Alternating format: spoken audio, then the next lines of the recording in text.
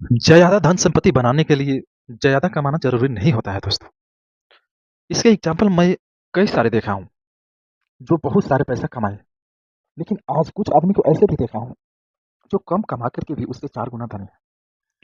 इस लेकर के दोस्तों ज़्यादा कमाना ज़रूरी नहीं है, ज़्यादा बचाना ज़रूरी होता है। आप 4 लाख की महीने कमा रहे हैं, लेकिन 20,000 रुपए बचा रहे हैं और एक व्यक्ति 50,000 का महीना कमा रहा है और 30,000 रुपए बचा रहा है। तो कौन धनिक हुआ बताओ दोस्तों? छोटा पैसा कमाने वाला धनी हो गया, 50,000 कमाने वाला धनी हो गया और 4 लाख कमाने वाला गरीब हो गया। इसलिए माइंडसेट हमेशा यह रखना दोस्तों कि कम कमाएँ, बचाए ज़्यादा। ज़्यादा कमाना ज़रूरी नहीं है।